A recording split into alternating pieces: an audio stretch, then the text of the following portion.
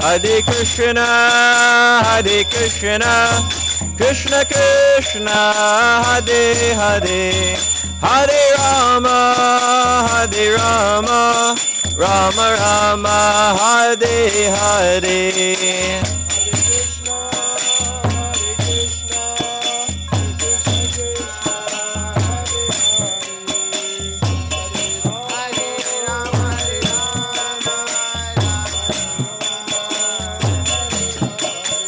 Hare Krishna, Hare Krishna, Krishna Krishna, Hare Hare, Hare Rama, Hare Rama, Rama Rama, Hare Hare.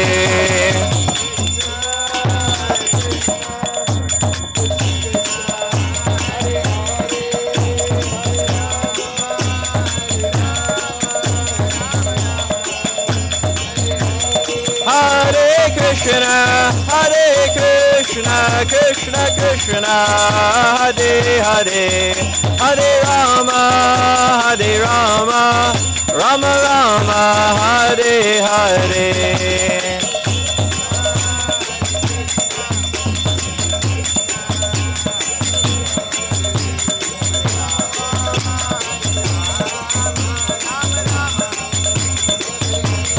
Hare Krishna, Hare Krishna, Krishna Krishna, Hare Hare, Hare Rama, Hare Rama, Rama Rama, Hare Hare.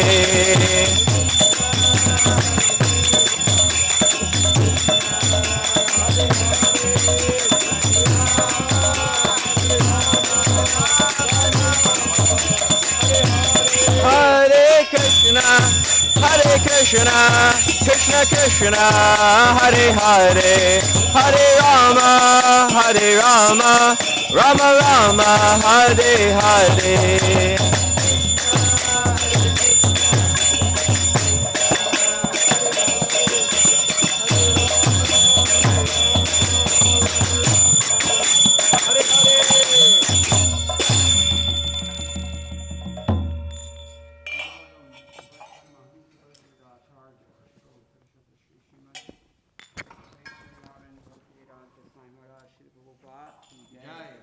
अनंत कोटि वैष्णव वृंद की जय। नाम आचार्य श्री ठाकुर हरिदास की जय।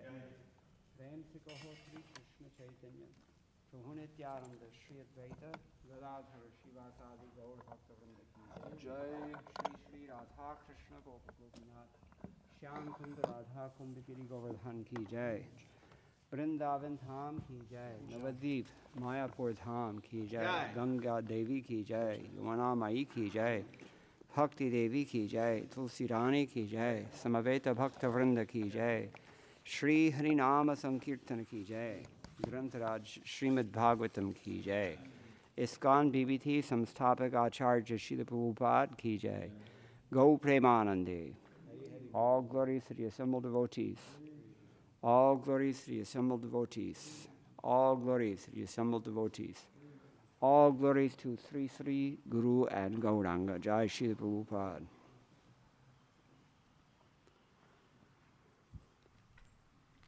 Where is everyone?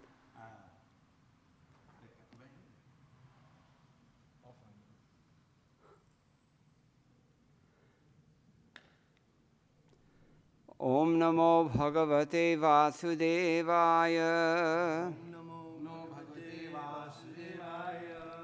Om Namo Bhagavate Vasudevaya. Om Namo Bhagavate Vasudevaya. Narayanam Namaskritya Naram Chaiva Narottamam Devim Sarasatim Vyasam Tato Jayamudirayet Nashtaprayeshva Bhadreshu Nityam Bhagavata Sevaya Bhagavati Uttama Shloke Bhaktir Bhavati Naishtiki Krishne Swadhamo Pagate धर्मज्ञानादिभिः सह कलौ नष्टदृशामेष पुराणार्को धुनोदितः. This is Grantaraj Srīmad Bhāgavatam, 3rd Canto, Chapter 10, entitled, what is it? Division of Creation, and we're on text number 12.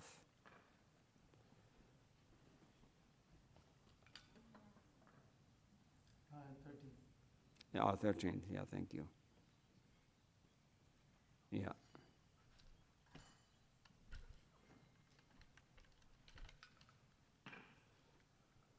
Yatha idanim tatha agre cha paschat api etat idrisham.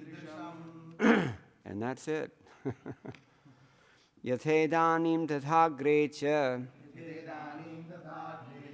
paschadapyetad idrisham. Yathedanim tathagre cha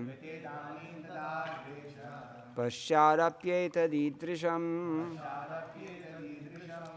Yathedanim tathagre cha paschadapyetad idrisham. Yathedanim tathagre cha paschadapyetad idrisham. Yathedanim tathagre cha paschadapyetad idrisham.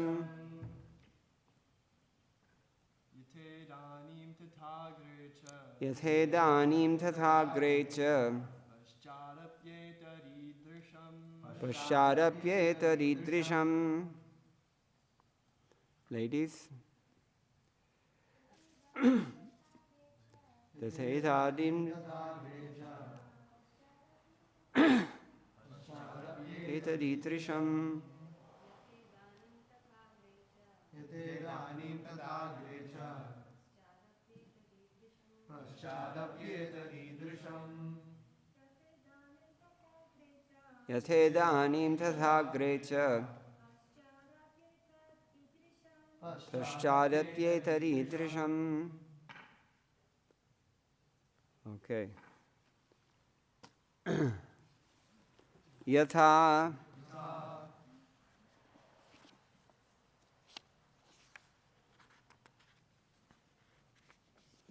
as it is. Idanim at present. Tatha so it was. Agre in the beginning. Cha and. Paschat at the end. Api also. Etad idrisham it continues to be the same. Translation. This cosmic manifestation is as it is now. It was the same in the past, and it will continue in the same way in the future. Please repeat. This cosmic manifestation, is as it is now. It was the same in the past, and it will continue in the same way in the future.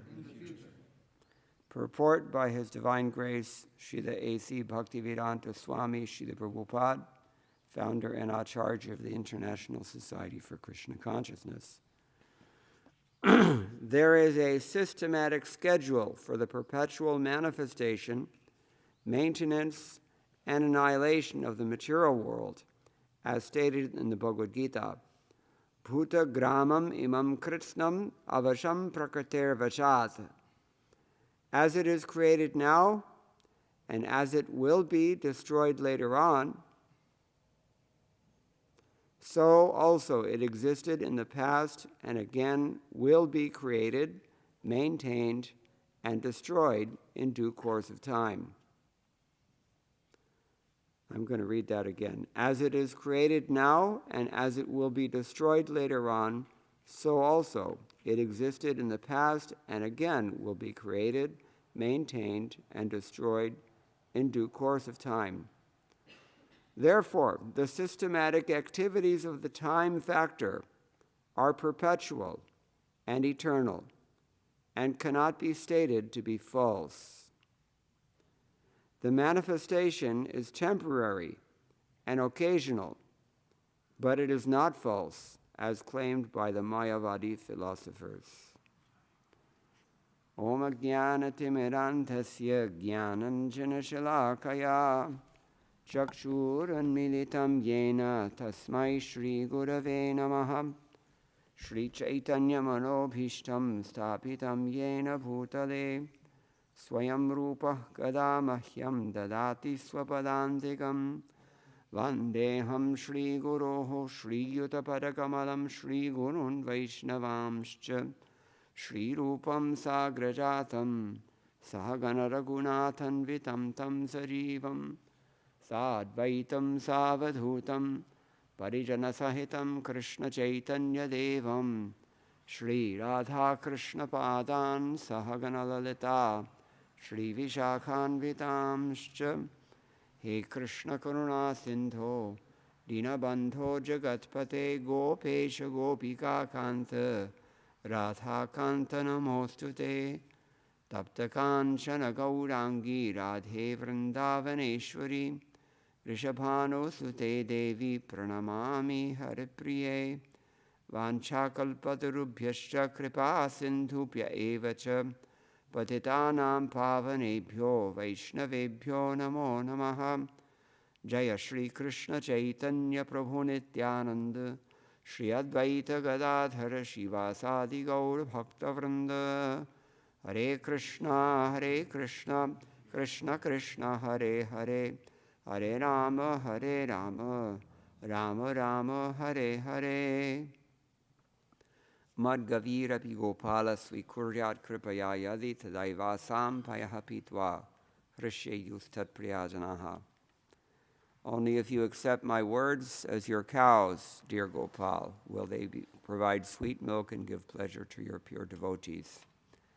Yate danim tathagrecha pashtadapi etad idrisham. Very simple verse. Again, the translation. This cosmic manifestation is as it is now. It was the same in the past, and it will continue in the same way in the future. We often hear that you have to stay with the times. You have to move with the times. But according to this, the times aren't going anywhere. And there's only one time, and that's eternal time.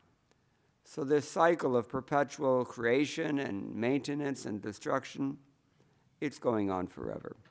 This is all part of the discussion to frame the understanding of theism in the mode of Parinamavada.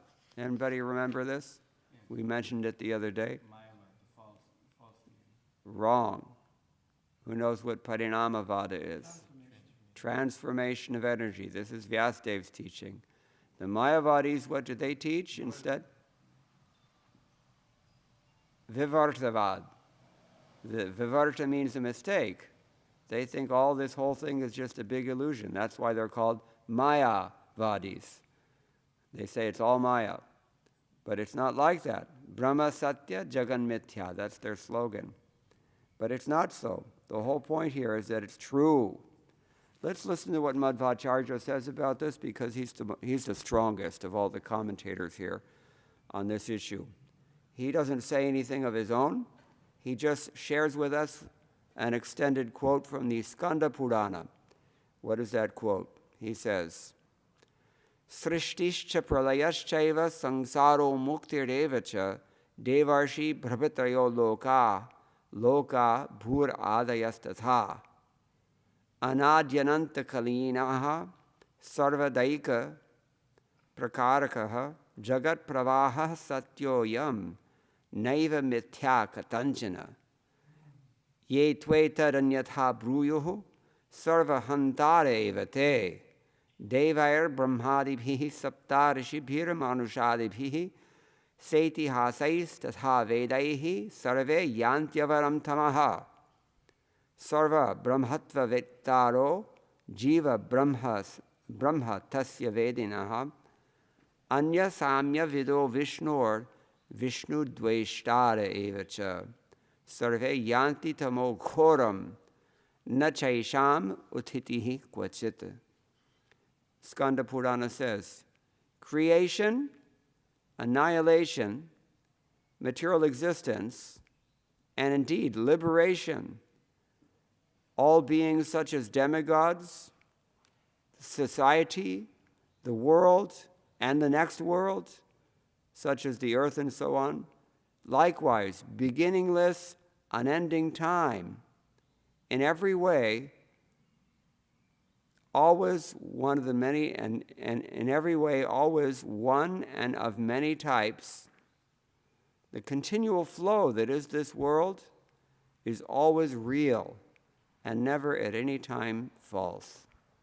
That's a pretty clear statement, isn't it?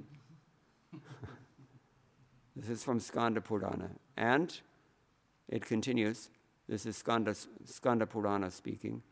But those who claim otherwise are simply killers. With demigods such as Brahma, with the 7 rishis, with human beings and others accompanied by their histories and their Vedas, all of them go to the lowest ignorance. Those who think Brahman is everything, who think the Jiva is Brahman, and think others to be Vishnu, are simply envious of Vishnu. They all go to a hellish darkness and never get elevation from it. I don't know if you're all familiar with I should have brought his Ishopanishad commentary. How many verses do we find in Ishopanishad in this vein? Andha tamaha pravishanti ityadi, right? So Madhvacharya says there also that he says in particular those who are trying to propagate this theory of oneness in all respects, they're hell bent. They're headed for hell. And they go to the darkest of ignorance. That's why it says it's better to worship devatas than it is to think that you are the supreme. It's a darker ignorance, even than those who are absorbed in fruitive activities. Those who think that I'm Lord Vishnu are the same thing. All right, so this was Madhva's discussion on this topic. And that's pretty much all he has to say about it also. Sometimes it's actually very common for Madhvacharya in particular when he comments on something. He doesn't actually make his own comments, he just shares some reference from another Shastra. In this case, he's sharing from the Skanda Purana. And what do we know about Skanda Purana? How big is the Skanda Purana? 80,000. Yeah, I told you the other day. Bhagavatam is 18,000 shlokas. Skanda Purana is 80,000 shlokas. That's 80,000. That's a lot more. It's about what? Maybe four or 5 times bigger than the Bhagavatam. Massive, very important work, Skanda Purana. Many important instructions are found there also. There's an entire khanda or section of the Skanda Purana which is called the Jagannath Mahima. No. Vaishnava Skanda, or Vaishnava Khanda. It's all about Vishnu, and lots of devotional instructions there. All right, so this is all Madhvacharya has to say about this verse, but it's enough, isn't it? He makes the point very clearly, and he does so on the basis of Shastra, as we hear from Krishna himself in Bhagavad Gita, chapter 17, text number... Oh, come on. Chapter 17. The austerity of speech. What is it?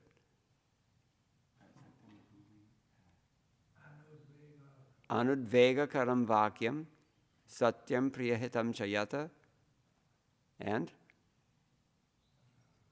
Okay, the austerity of speech. You really should study chapter 17. It's more important than you think it is. Because what's the beginning of all endeavors in Krishna consciousness? Faith. Adau Shraddha. This is Rupa Goswami's philosophy, correct? And what is the topic of chapter 17? Faith. So you have to know what is your faith. Because there's different kinds of faith, right? Some people are very faithful. Strong faith in God they have.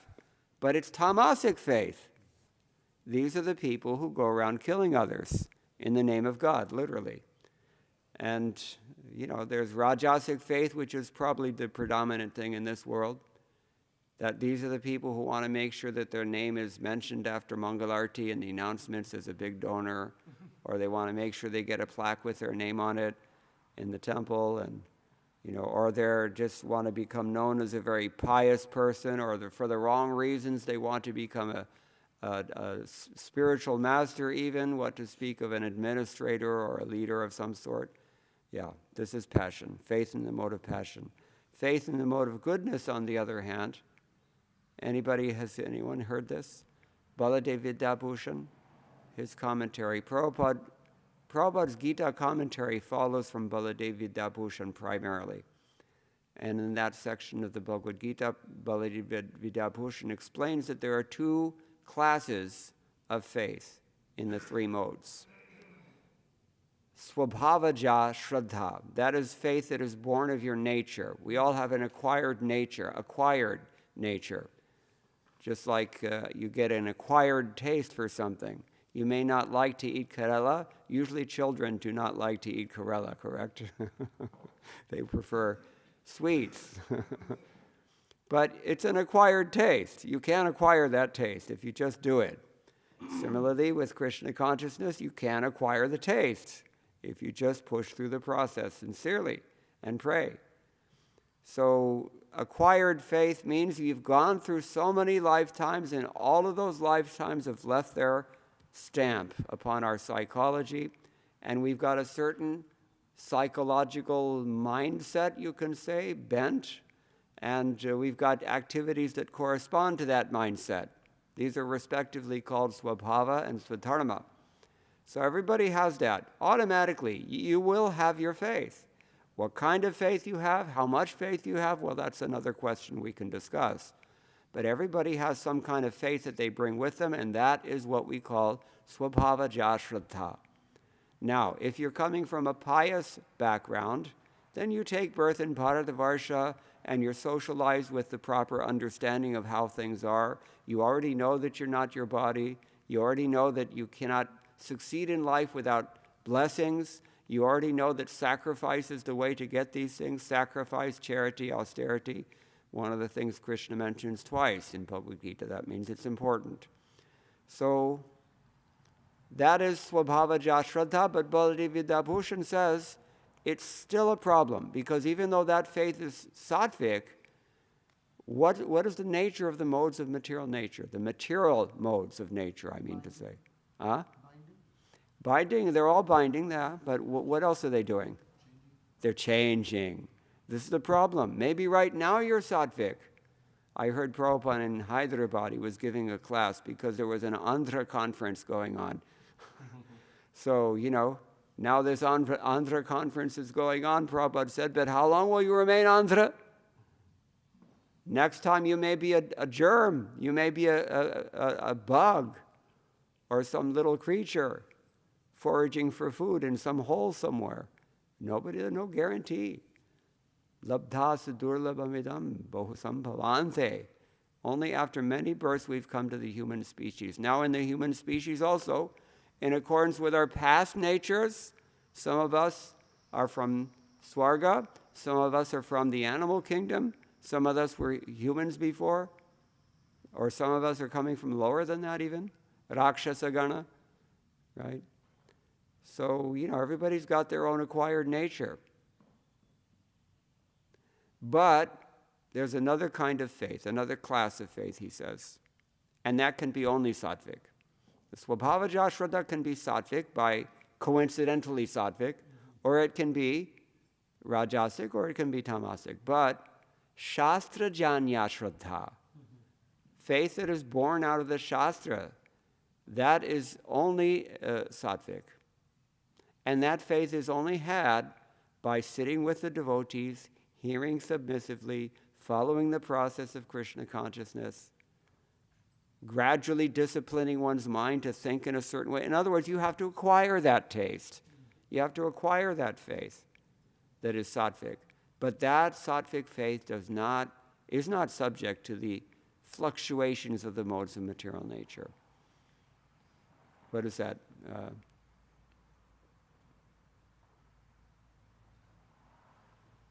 I forget the Sanskrit. Something to the effect of Rajas Tamascha Bhuya Sattvam Bhavati Bharata. It's the same chapter. They're all in flux. Sometimes mode of passion overtakes goodness and ignorance. Sometimes ignorance overtakes everything. Sometimes sattva predominates. But it's always changing. Always going to change. Nothing stable here in this world. And that's going on forever, according to this verse. It's always been that way. It's always going to be this way. It doesn't matter what we do in human society.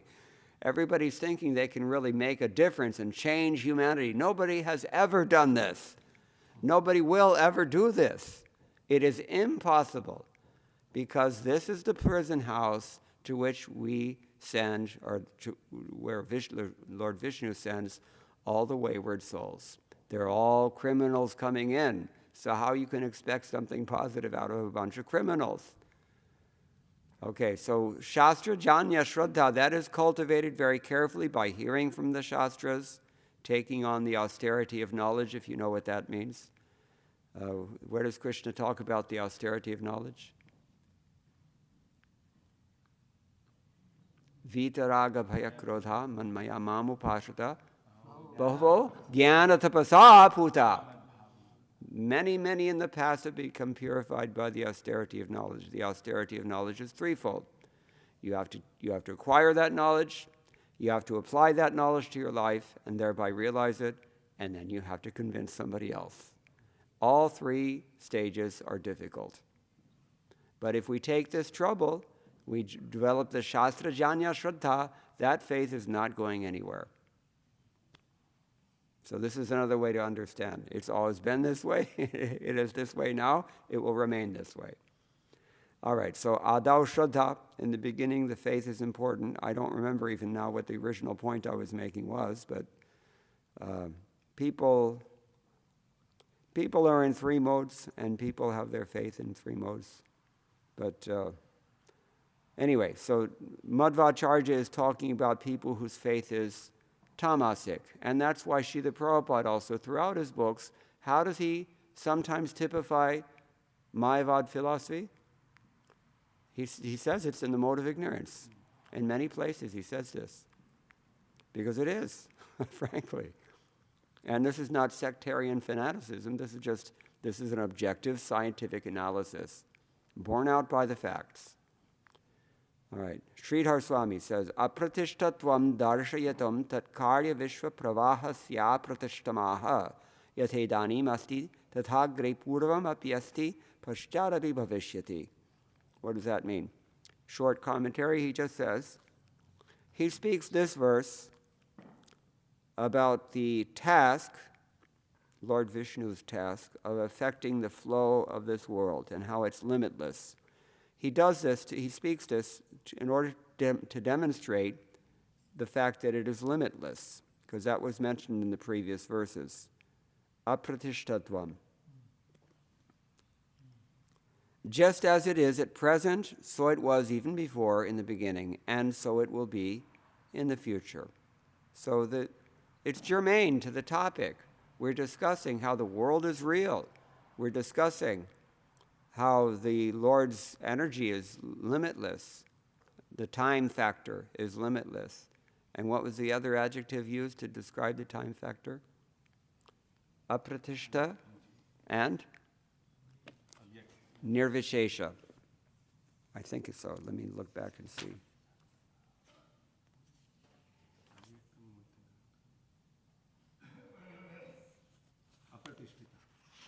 No, that's what we're talking about right now.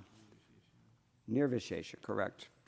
So it's not something you can specify, this time factor, and it's also not something that you can limit, but it's going on forever in the same way it's going on. Everything again, the same thing happening. Prabhupada used to say, nothing is new. The people who are bewildered by the Lord's energy, mohita people, they think that, this is completely unprecedented, just like teenagers. No offense to the younger section. But when we're teenagers, we think that, nobody's ever been as cool as my generation. Every generation is thinking the same damn thing. And it has no substance, because by the time you get old, you realize they're all idiots. And I was an idiot like that too. But even though the Lord's Maya somehow bewilders us all into thinking, this is so special what we've got going. Me and my crowd, and it's like nobody's ever been wise enough to attain this zenith of human success as me. This is what we think when we're stupid and young. That's why we call them sophomoric. So, yeah, we're so puffed up, actually, is what it is. And Prabhupada talks about this as well. So the whole world is going on in this mindset. And we think, therefore, that since we've got something new and special and unprecedented, that we can really make a difference and actually change the world. And there's so many, what do they call those? Social justice warriors, right? They're out to correct everyone and chastise everyone and guide everyone, and just as if they were the fonts of all wisdom, that nobody could ever even come close to their level of realization of anything. But the fact is that they're just bewildered by Maya like everybody else. Moha. This is the illusion of this world. So, this is what Sridhar Swami is telling us, that, this business is going on forever, without limit. And you can't pin down the time factor, but you can see that everything is happening the same. That's why by the time you get maybe 2 or 3 score decades old, then you will see that, there's nothing really new here. Everything has been done before, because you see it. If you've witnessed a few generations, you see they're all basically the same. They're all in the same Maya. But these realizations are reserved for old age.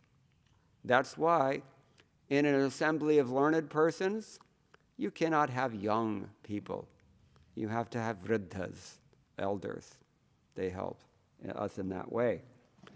It's an unfortunate reality of life, and it's always been that way, and it will always be that way, that we don't realize this until we get old ourselves. So I was fortunate, maybe some 10, 15 years ago, I got to associate very closely with my own mother, because I was serving her when she was invalid and in need of someone to help.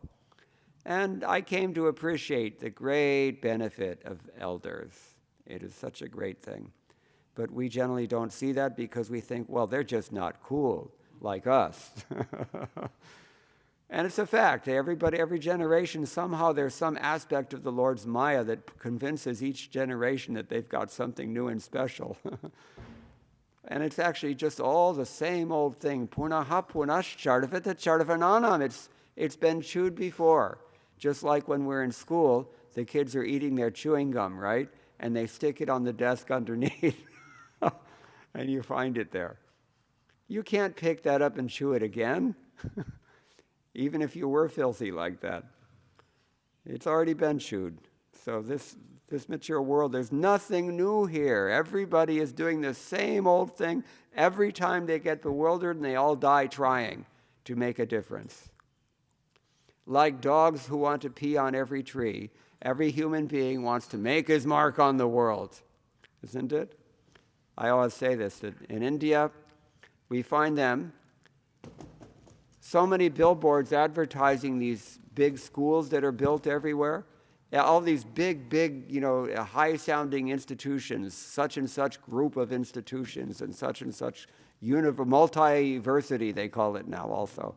And, they're all sitting empty because it's just somebody got in good with a politician and decided to get something built like that. And it's kind of like if you go to Noida, you see all these ghost towers. They're big, tall, built at Gurgaon also.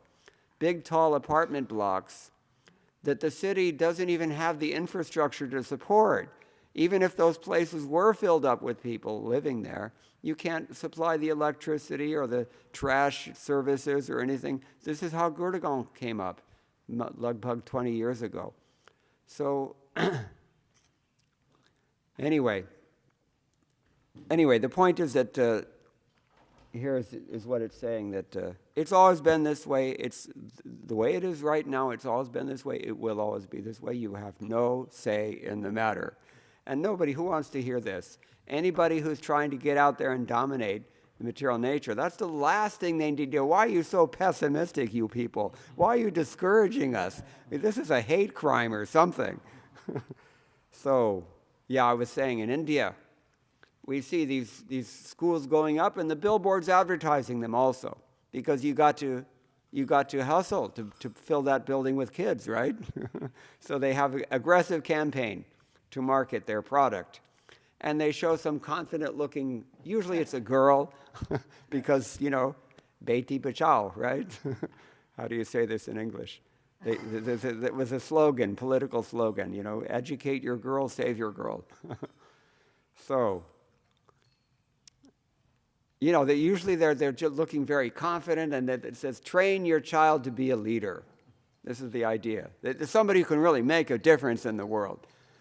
Never will you hear anybody advertise their school by saying, if you send your child to our school, we will turn him into a very submissive servant. Nobody wants to hear this. Nobody. Learn how to be dependent. This is not the ideal of this world. This is the place where all the misfits and rebellious crackpots are sent so that they don't create a disturbance in the spiritual realm. Look at the story of the Kumaras we were studying recently, how they got kicked out of Vaikuntha for a relatively minor thing. They just thought, sorry, not the Kumaras, Jai Vijaya.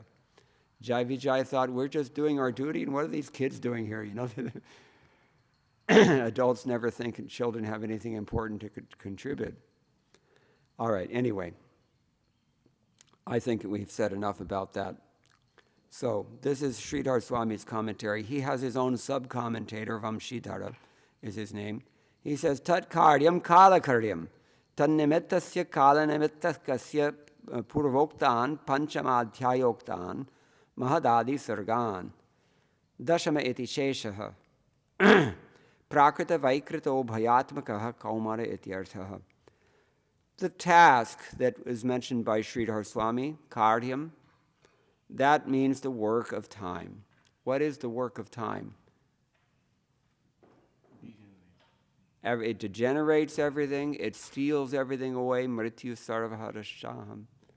All the best laid plans of mice and men, as John Steinbeck said, they go awry, nonetheless.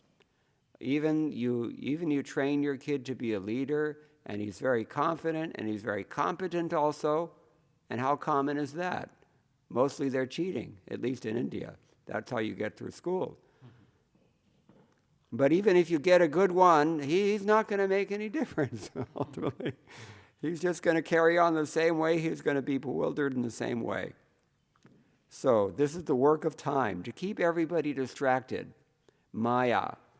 Devamrita Swami gave a class in Los Angeles a few years ago. He made a very cogent observation that we think that, we go through life, and I also said myself a few moments ago that you become a little wise in the old age. So we think that the process of Maya is going to teach us lessons, and then, gradually we're going to, become wise, and we will change. This is what we think, through wisdom, through the lessons of time, as it were. We think that. He says, no. Maya's business is not to teach you anything. Maya's only business is to keep you distracted and to keep you wasting your energy on things that will never be. This is Maya's business. Because she's a prison master. When someone tries to make a prison break, immediately all the security resources of the prison are focused on that one individual. All the spotlights, all the guards with their machine guns, all the dogs, everything is, that person has no chance. What is that? Mayadhyakshena prakritihi, we heard from Prabhupada the other day. What's the other one? Mama maya duratyaya? Yeah, daivihi esha gunamai. And she's controlling us by the gunas. What does guna mean other than qualities? Ropes. You're tied up, my friend. You're tied up.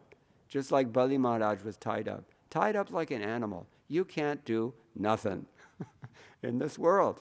It's hopeless. And people think, wow, what kind of, maybe you had the wrong kind of childhood or something. That's pretty negative. They say like this. But this is here. Tatkarya kala karyam. And its agency, or the agency of time, is the agency previously discussed in the 5th chapter of this 3rd canto. What did the 5th chapter of this 3rd canto describe, if you recall? It described the original creation from Mahatattva. Because there are 2 creations, right? There's the creation from the Mahatattva, that is the creation of the elements themselves. We hear about that in Brahma Samhita also. And then there's the creation, sub-creation of Lord Brahma. Within that universe that has been created, the Lord Brahma has to structure everything. He's the engineer, Prabhupada says. Who but Srila Prabhupada would ever call Brahma the engineer? Nobody. Who has the realization to see what he actually contributes to this cosmic manifestation? Nobody.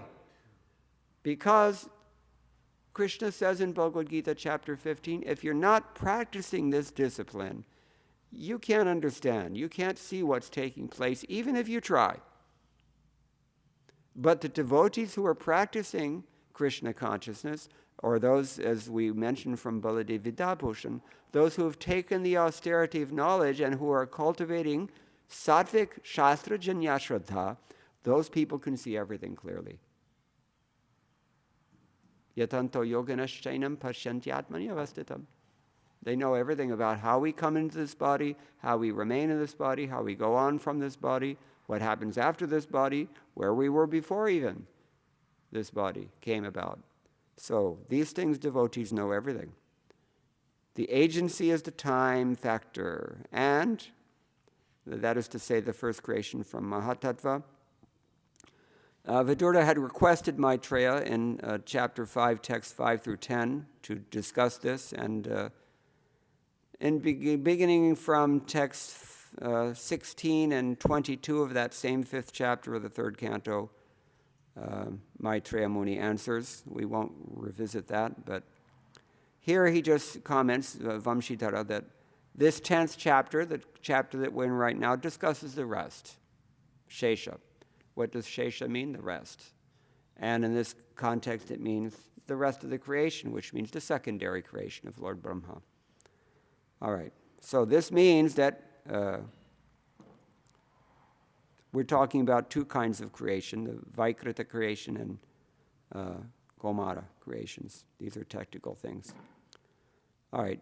Deepani Vyakhya is another commentary written by Radharaman Das Goswami. He points out that this is only a half verse, which declares this point, that the universe is always the same. Sridhar Swami says, Tatkaryam, the task, is to show that time is limitless.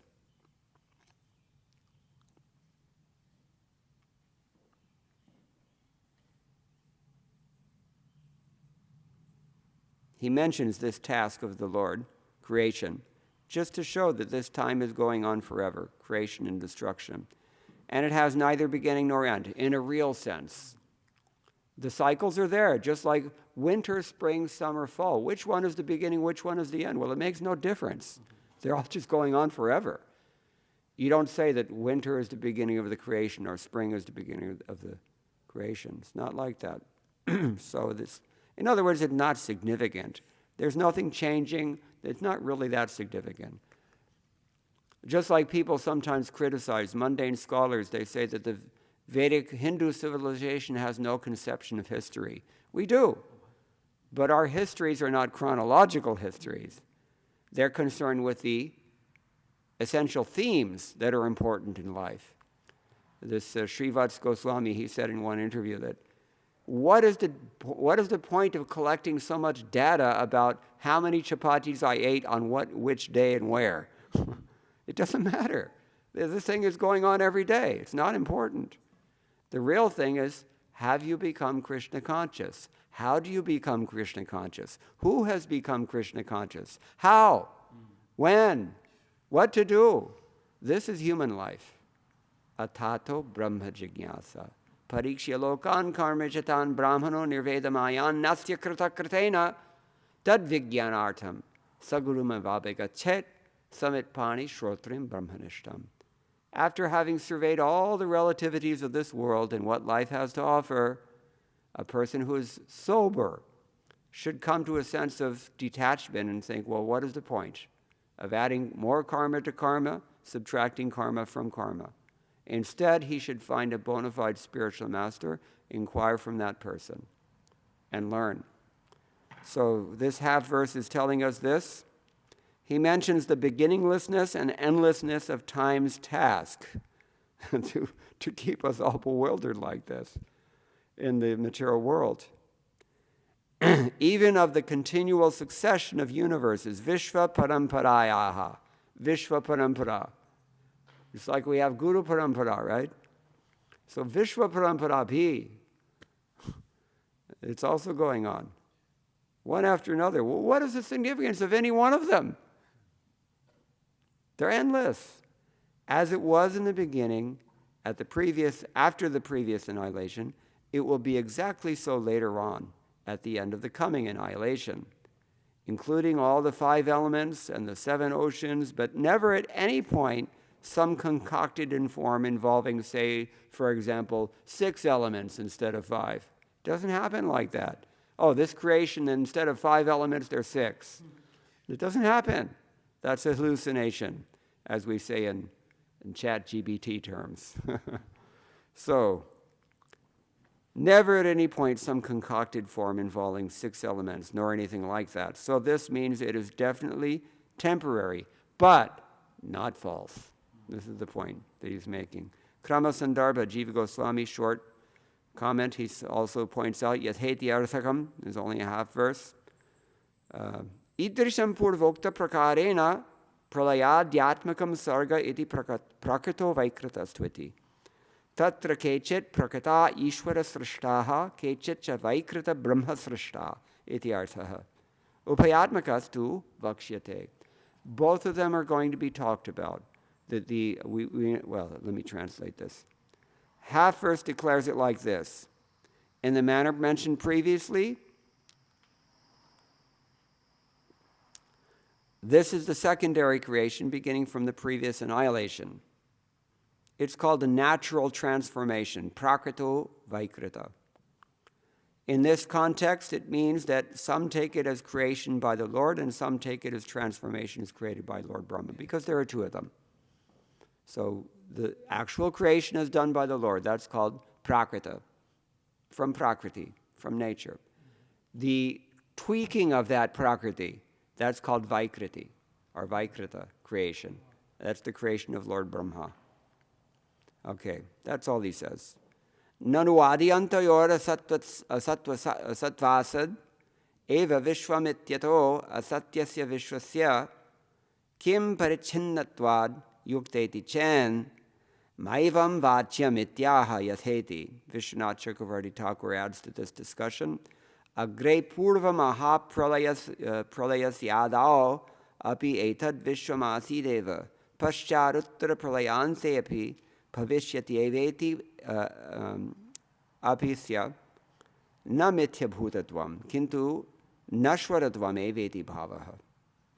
So the idea is that A Mayavadi might have this doubt that, well, wait, because the universe has a beginning and an end, therefore the universe must be unreal. Right? Is it logical? You tell me. It's not logical? It is logical. It's totally logical. Why not logical? Krishna himself says in Bhagavad Gita. No. Well, he says that also, but what is the definition of reality? You told the other day. Nasate vidite bhava. Yeah, real things, they go on forever. Unreal things, they cannot continue. You see? So therefore, a Mayavadi can have this doubt that because the universe has a beginning, therefore it has an end, therefore it must not be real. It is logical, but it's not the Shastra Tatparya. It is not the conclusion of the Shastra, Siddhanta. So how can an unreal universe be divided? This verse explains how this thing is not to be claimed, the idea that the universe is false. If Brahma can tweak the universe and change everything and do all these things, it has to be real. He's working with something. So the 5 elements are there. This verse explains, so this universe definitely existed even before the great devastation from the last time, Agre. And even after the next devastation is over, it will still exist. So it's not false, but it is temporary. They're all saying the same thing. Finally, we're going to end here. This is Vishwanath Chakravarti Thakur's commentary on this verse. So it's very important to consider these things, and Prabhupada does consider them in his own purport when he says, there is a systematic schedule for the perpetual manifestation, maintenance, and annihilation of the material world as stated in the Bhagavad Gita. Bhuta gramam imam kritsnam avasham prakriter vashat. That's chapter 9, text 8. Who knows what it means? What is it? Nobody's got this kantasta? Kantasta means it's ready on your tongue, so to speak. Yeah, it's the same idea. Bhutva praliyate. Yeah. Going on forever and ever and ever. So, and Prabhupada says here it's according to a systematic schedule. Just as there are no 6 elements in the next creation, or any creation, or 7 or 8 elements instead of just 5. So in the same way, is there a 5th season, or is there only winter, summer, spring, fall? Can you have a 5th or 6th or 7th or 8th season? No, it doesn't happen like that. It's always the same. In other words, this is theism, my friends. There is a God. This creation is the way He wants it. He made it this way. It's real. It's forever. This is the point. Don't listen when our Mayavadi friends try to tell us that, no, this is all just an illusion and, other such hallucinations. This is the point. As it is created now, and as it will be destroyed later on, so also existed in the past, and again will be created, maintained, and destroyed in due course of time. Therefore, the systematic, again he uses this word, systematic activities of the time factor are perpetual and eternal, and cannot be stated to be false.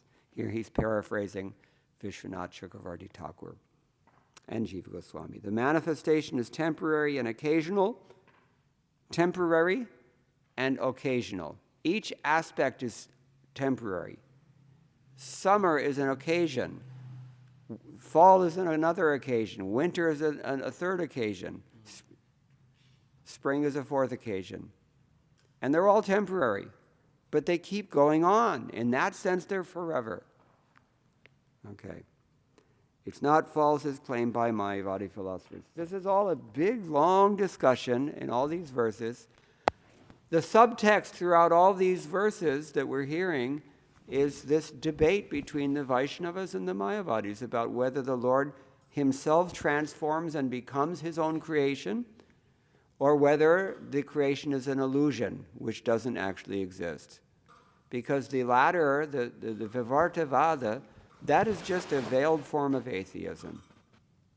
To say that whatever comes from Krishna is not real, well, then that kind of implies that Krishna is not real too, right? And they do say that. They think that Krishna is just a manifestation of sattva guna or something like that. Krishna is also Maya. They say it like that. That's why they're called Mayavadis. All right, we're going to stop here, but if anybody has any questions or any comments, we can discuss.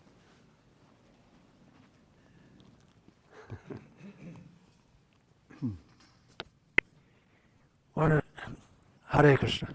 Hare Krishna. Sound is coming?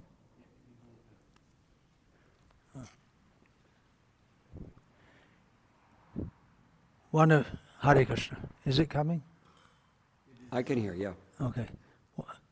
One of Srila Prabhupada's not so much recognized theological contributions is his brilliant riposte to the Mayavadis stating that nothing in this world is not real.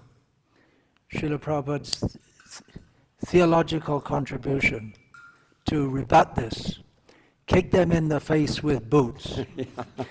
And if you still think you still say it's not real, well, kick them again. Yeah. Just go on. That's why I pointed out at the beginning, Madhvacharya has a similarly militant spirit. He chose the strongest quote that he could find from the Skanda Purana. And who doesn't accept Skanda Purana? Everybody accepts it.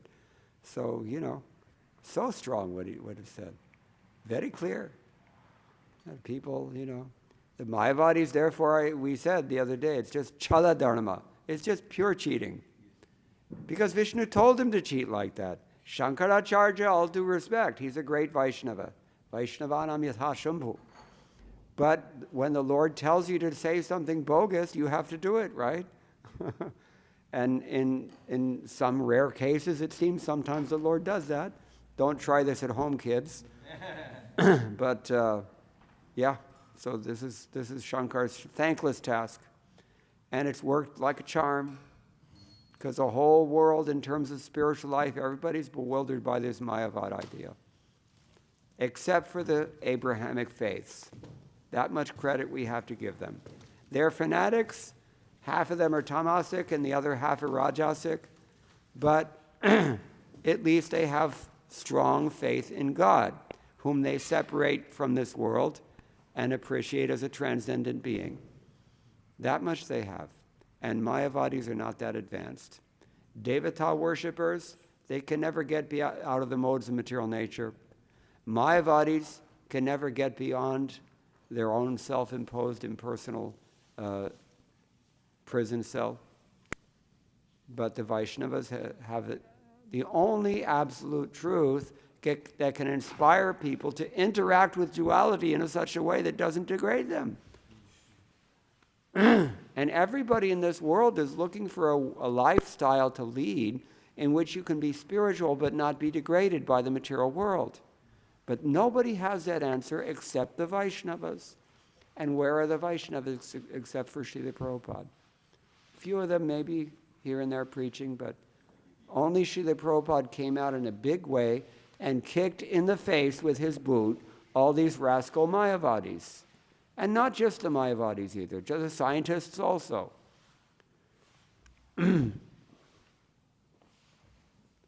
So yeah, all glories to Srila Prabhupada. We have so much to thank him for. Where would we be without him? Any other questions or any comments?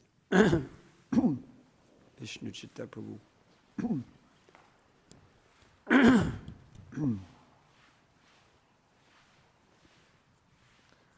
So this point that nobody can actually change the world. Everybody thinks they can change the world.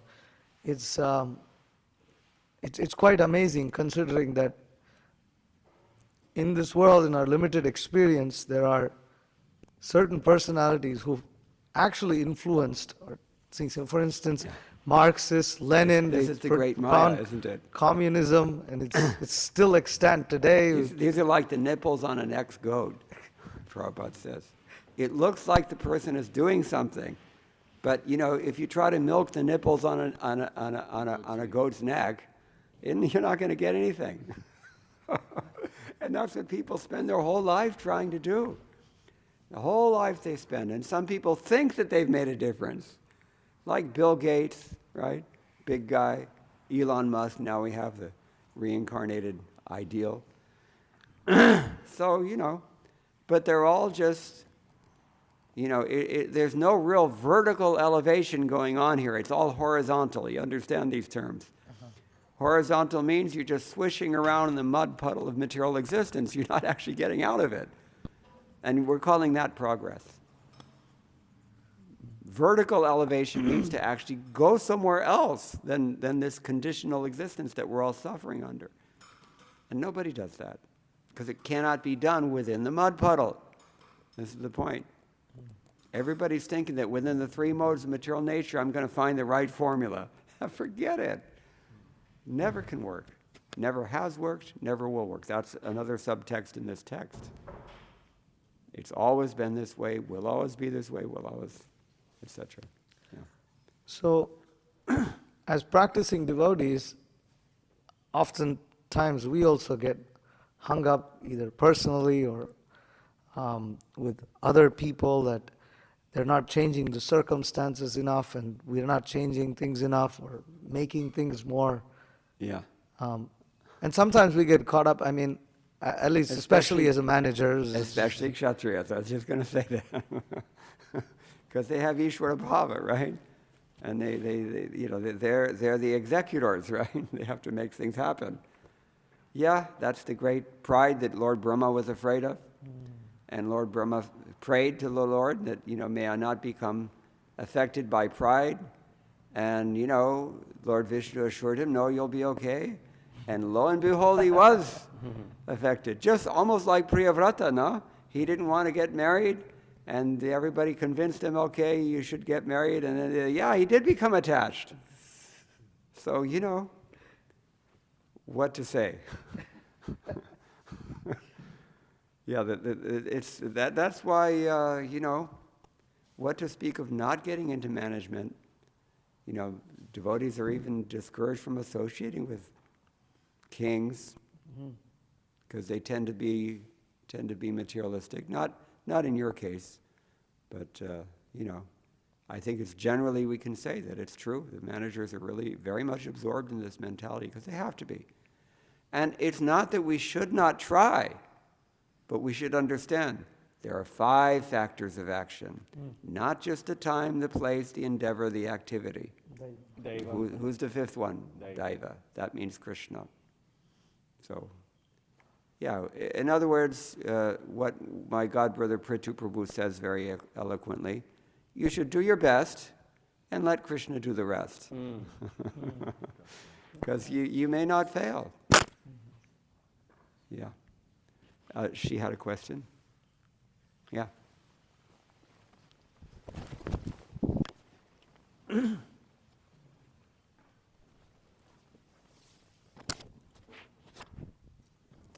So my god sister had a question online. She said, should devotees be thinking that we're trying to train our children to be leaders in the Krishna consciousness movement? I often hear that the devotee children attending the few schools affiliated with ISKCON in North America will be the future leaders of ISKCON in this country. Is this an appropriate goal or perspective? It is, but you don't get there by training to be a leader. You get there by training to be a servant. This is the point. And Prabhupada said this so many times also. You can only be a leader if you're the best servant. This is the fact. It's like people want to be gurus, right? Artificially. They jockey for position politically, they get in with the right guys, and the people do this, impelled by their passion. And usually those kind of motivations don't sustain them, and those are the ones who leave or have problems. But if a person is trying to become just selflessly trying to serve, without any personal agenda, you're not putting anything south for yourself, then you become qualified. Then you get blessings, then you actually become a leader by the natural process. But the whole endeavor should be not to be a leader, but to be a servant, with this understanding that that's how leaders are made. And it's the only way leaders are made. I hope that's okay for her. Yes, Mahotsai had a question, no? But no microphone.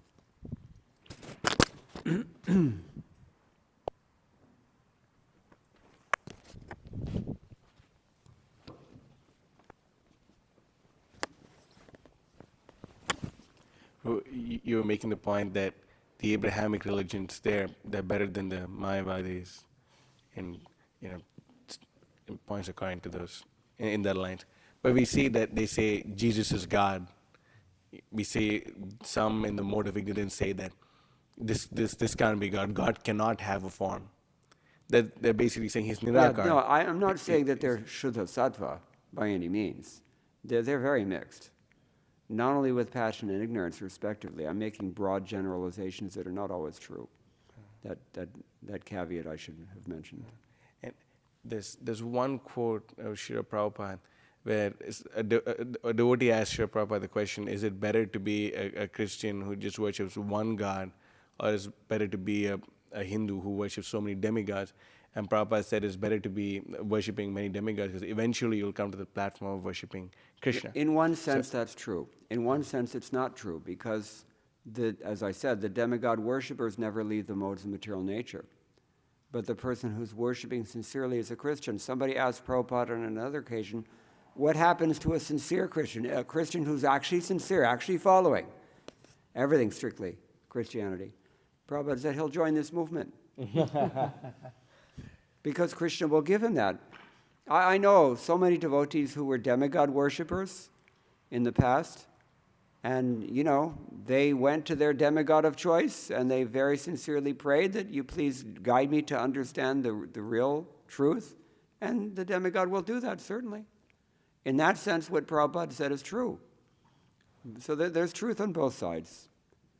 The Christians are better situated because they're purely interested in God, whereas the Hindus who are materialistic are not. They're interested in God, but only as an order supplier. And some Christians are like that also. So the point is to be progressive, to be sincere, to be approaching the Supreme Lord with the right attitude and with the right intention.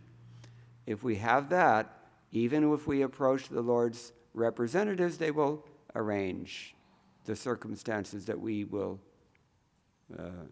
can make further progress. Yesham twan tagatam papam ityadi. Yeah, that's the idea. You had a question there? Yeah. You stated that, you made the point that in personalists, their faith is in the mode of ignorance. Prabhupada says this. Prabhupada said this. Yet we see Lord Rishabhadev. You have to speak louder. I can't hear you. Lord Rishabhadev. He was advising that one renders service unto highly advanced spiritual personalities, including impersonalists and devotees. So, well, if you read the translation carefully, Prabhupada said one should render service unto highly advanced personalities who may be of two types. He's not directly advising you to worship or take shelter of Mayavadis, impersonalists. But it's understood that among the transcendentalists, some of them are impersonalist and some of them are not. Now, another thing is this. Impersonalist does not necessarily mean Mayavadi. Although Mayavadis are impersonalists, they're offensive impersonalists. There are impersonalists who are not offensive. So that distinction should be made as well. Is that okay? All right, somebody else here had a question? Charanti? I'm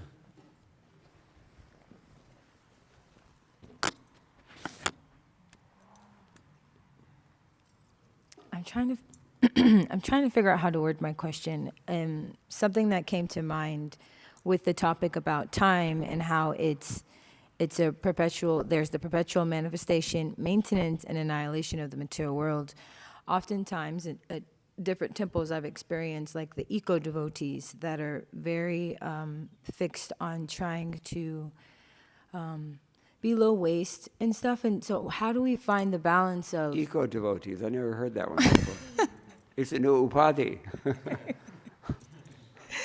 Where, how do we find the balance of not over-endeavoring and being like philanthropists in that endeavor and trying to not have styrofoam plates and so forth, and understanding that still Krishna is maintaining the world, and it's also I go by the general rule of thumb that Krishna provides at the end of chapter 16, when he talks about how to discriminate what is to be done and what is not to be done. Whatever the Shastra enjoins, in other words, whatever is your own dharma, you just do that. And automatically, if you're conscientious about that, automatically all these other things are, for the most part, they're going to be taken care of. Because if you think about it, eating on styrofoam plates and such things, this is a deviation from dharma, in fact. People don't think about this. Using fossil fuels, raping Mother Nature's fossil fuels, sucking out of the earth, her blood, as it were, it's a transgression of dharma. Different ways to understand dharma. One is that you only do what you're supposed to do. That is what Krishna actually says explicitly in the beginning of Bhagavad Gita. Who knows the verse? Most famous verse that everybody quotes from Bhagavad Gita? No, that's the second one. No, that's only devotees. No, you're all devotees. No. Karnamani eva adhikaraste ma phaleshu kadachana. You see it on every calendar in India, right? This is everybody knows this. What does it mean actually? Karmani eva adhikaraste. Whatever is your dharma, that's the only thing you're supposed to do. You attempt to do something other than that, sinful reaction. Immediately. So this is always a good key. And automatically all these other things were taken care of. It's like trying to water each and every leaf of a tree instead of watering the root. Dharma moolam hi bhagavan. The root is actually dharma. If you just water that root, then all these other things will be taken care of. Devotee will automatically become conscientious. What is the question of somebody abusing the environment if every single day he's offering arghya to the sun, he's paying obeisances to Mother Earth when he gets out of bed, asking forgiveness for placing his foot upon her head? How can such a person go out and do fracking and such things as that? Not possible. So this is why what we call Shishtachara, or Sadachara, the proper behavior for a bona fide human being, it's very important for Krishna consciousness. It makes you pious enough that you can process Krishna consciousness free of doubts, free of material distractions, desires, and bewilderment. Is that okay? Okay. Anything else?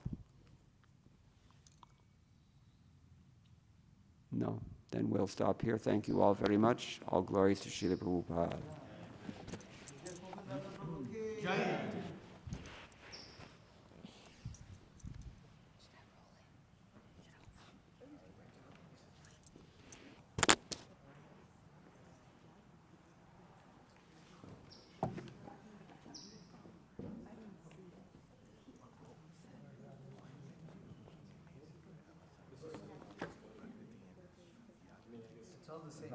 These are the two creations, Prakriti creation, creation